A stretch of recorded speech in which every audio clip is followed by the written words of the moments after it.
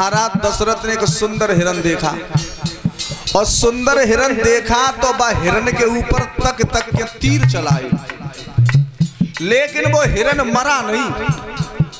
लेकिन ये तुलसीकृत रामायण कह रही है चौपाई, बा हिरन ने मानुष की भाषा में राजा दशरथ को देख के कही, ओए राजा मोह मार बेगले आयो है, तेरी तो औकात का है।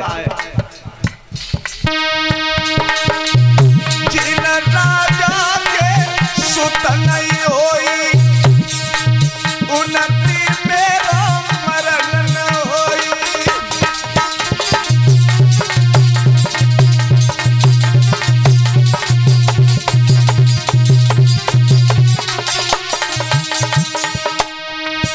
और ये कपार दशरथ मन माई, और भैया गिलान मेरे सुतनाई।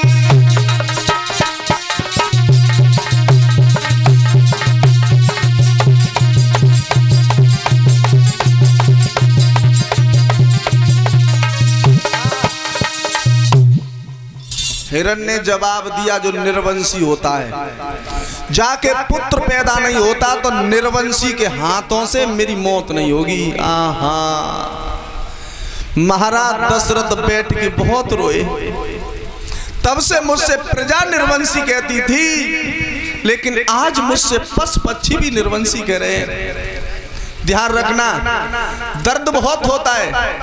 जिस मैया की कोख से पुत्र जन्म नहीं लेता है तो पड़ोसी भी उससे बच्चा खेलने के लिए नहीं देती हैं।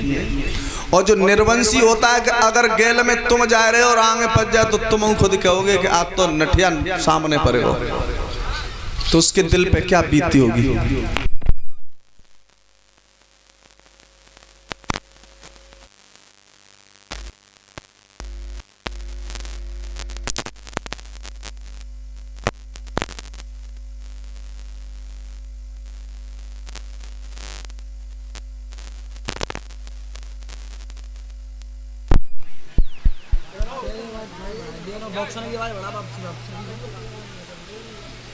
Hello hello hello hello.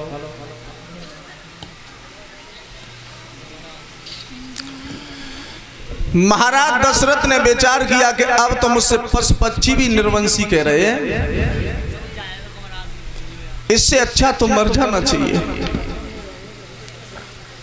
मन मतंग माने नहीं, जब तक था न पाए, जैसे विधवा स्त्री कोई गर्भ रहे पछताए। मन मतंग मानता नहीं है। महाराज दशरथ आगे बढ़ के चले, धीरे धीरे घोड़ा फटता हुआ जा रहा है।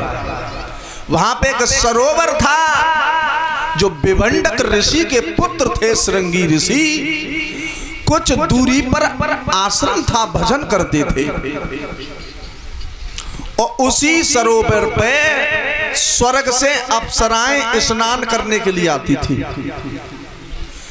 नित्य प्रतिदिन अप्सराएं स्नान करती थी, लेकिन उस सरोवर पर यह वचन लगा हुआ था श्रृंगी ऋषि का, जो कोई मर्द इसमें आकर के पानी पी लेगा या स्नान कर लेगा, अरे बन गई नर से नारी।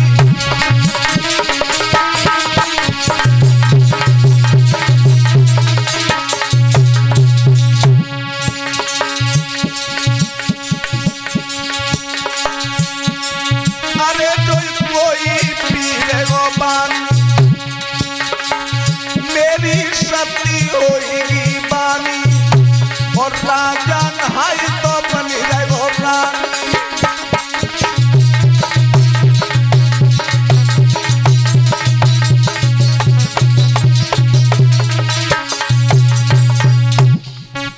जो कोई पानी पिएगा तो मर्द से नारी बन जाएगा, और जो स्नान करो बेउनर से नारी बन जाओ। राजा दशरथ को प्यास लगी, वस्त्र खोल के रखे, और जैसे ही मां में घुसे डुबकी मारी, आचमन पानी को पियो। अरे तब बनी गयो भेष जनानो,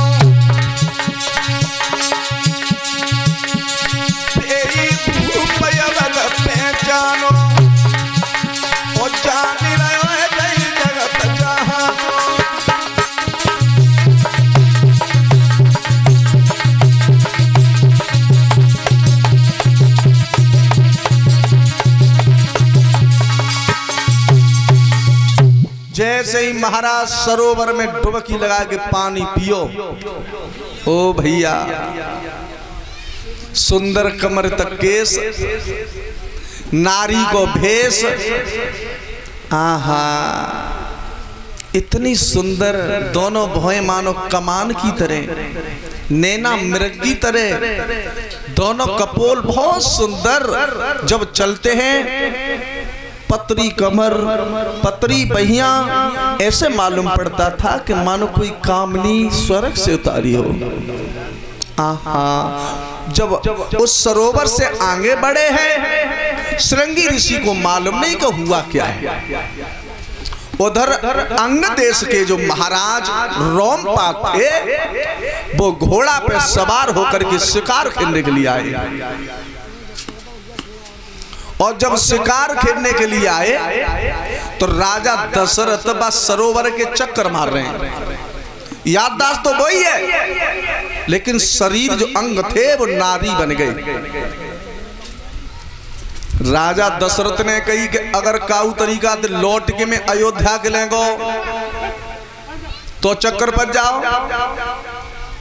कोई पहचाने होतना है। आहा जैसे ही महाराज रोमपाद ने देखा, आप कौन है? आप लोग पांडालम बैठे सोच रहे हो गए हम नर बैठे तो नर एक ना बैठो, या सब नारी है। नर तो एक ना है, जो हमारे तुम्हारे कुछ के स्थान पर जो निशान बने हुए हैं सब हम तुम नारी हैं, नर एक भी नहीं है।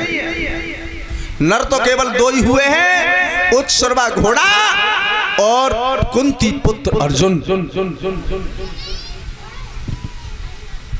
एक ना नारी सब बने, विष्णु खुद नारी बने, भोले बाबा खुद नारी बने, ब्रह्मा खुद नारी बने, और अर्जुन खुद नारी बने, भीम खुद नारी बने, एक ना सभी नारी बने। लेकिन आपातकालीन मर्यादा नाचते, जब आपत्ति पड़ती थी तो ये नारियों का भेष धारण करते थे। देवता भी, बताओ संसार का जज है, उसे भी नारी बनना पड़ा। तो महाराज दशरथ नारी के भेष में चक्कर लगाए रहे हैं। रोमपाद ने कही, ओए रुक जाओ, कहां की रहने वाली हैं आपके पिता का नाम क्या है? कहां जा रही हो? दशरथ बोले जा ना रही, मैं जा रहा हूं। हुआ कितनी सुंदर है, कहां जा रही है ना? मैं जा रहा हूं। कैसी पागल बना रही है वो, दिखना रही तू नारी है? नारी ना हूं महाराज, मैं नारी ना हूं, पुरुष हूं। जी डर के मां बोल रही है। ये तक हुआ।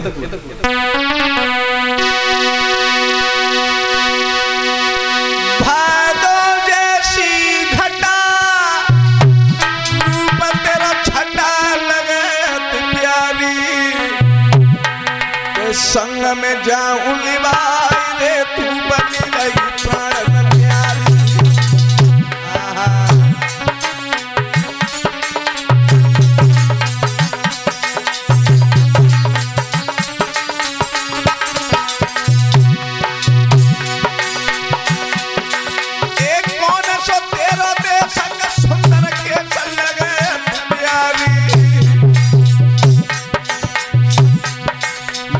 दिल में गई समाई रे, तू बनी जा प्राण प्यारी।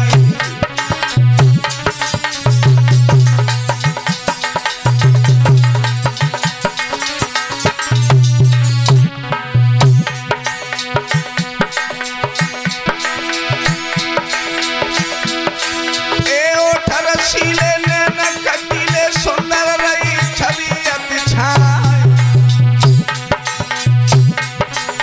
पतरी कमरी लचपची बैया, मानो नागिन सी लहरा।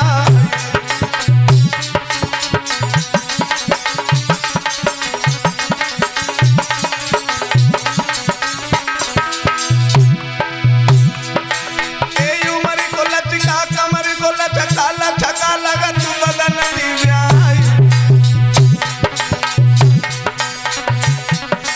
और ये दान रानी माँ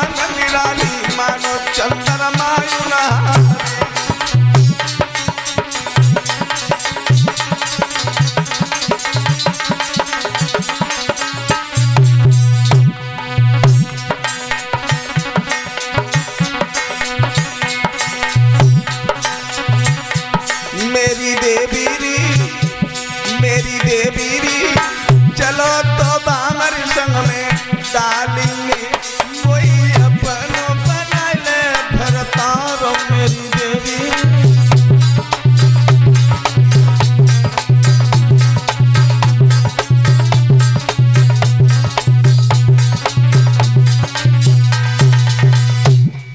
ध्यान रखना, जैसे ही महाराज रोमपाद ने कही कि तू तो मेरी प्राणन प्यारी बनेगी और मेरे साथ चलो, पान की तोती पहले 3 रानी तो मुंह पे आती हैं। 3 रानी, हाँ।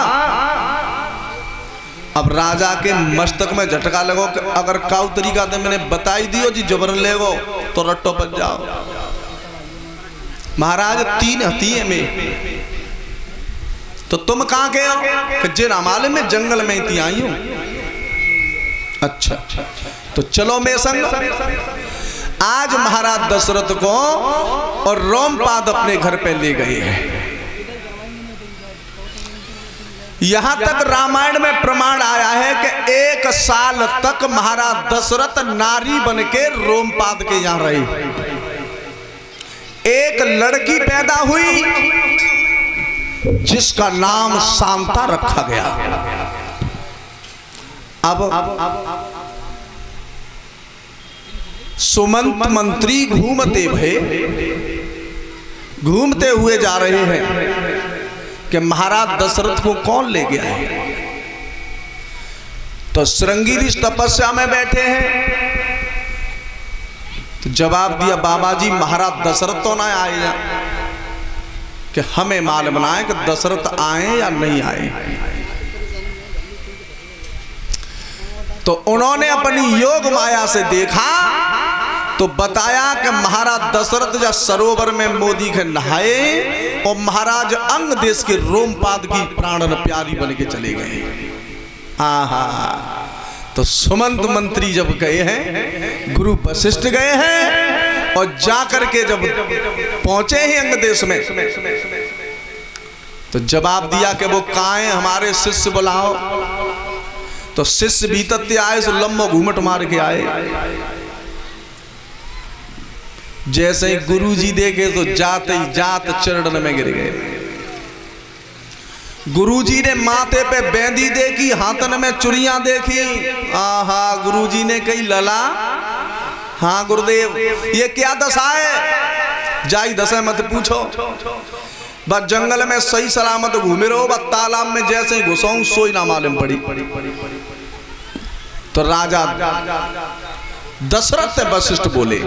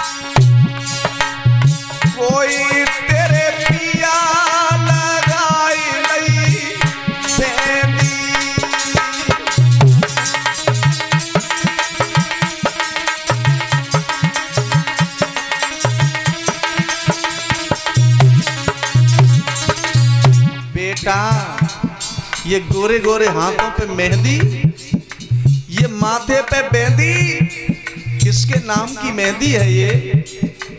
लाला, अरे सुरमासी लगाए तो नैना और सिर पे कुमर बांध लो देना।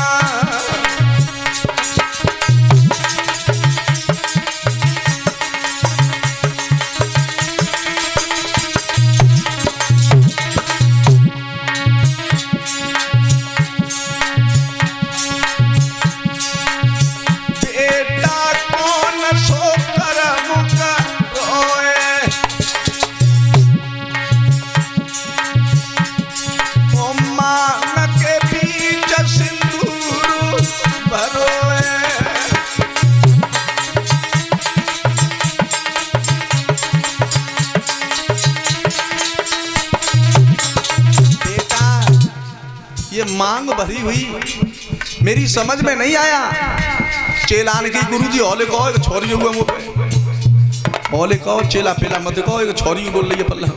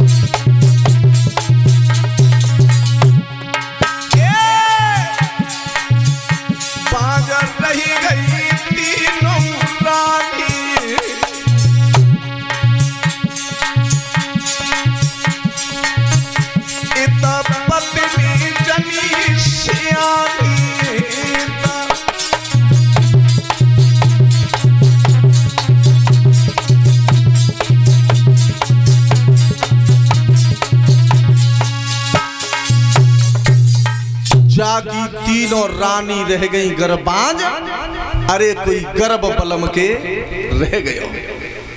रानी तीनों बांझ घरे रह गई और इतने पति के गर्भ रह गयो।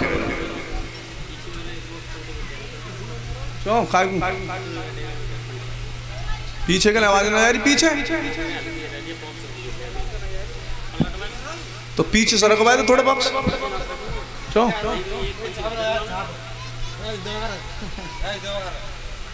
तो मुड़क आवाज देखो, पीछे आवाज कम आ रही हो तो खाएगो। हाँ हाँ थोड़ी देर बाद अब बैठो। तो महाराज दशरथ ने कही गुरुजी जा बात ने कहोले कहो, तीनों घरे तो बांझ रह गई और मैं पेटते छोरिया भैया थे पेटते। हाँ छोटी सी लली है, पसटने की बेटा बात का बनी है कि बात जी बनी है गुरुजी बात सरोवर में नहाऊं तब इतने नारी बने गो। आहा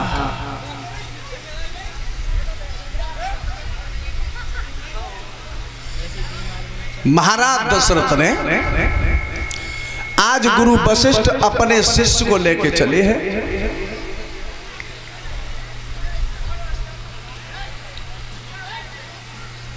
और बैठ जाओ, आराम से बैठ जाओ।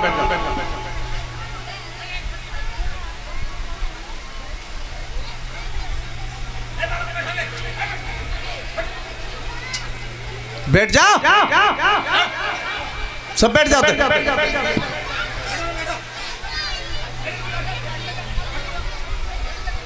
सरोवर में स्नान करवाए दो।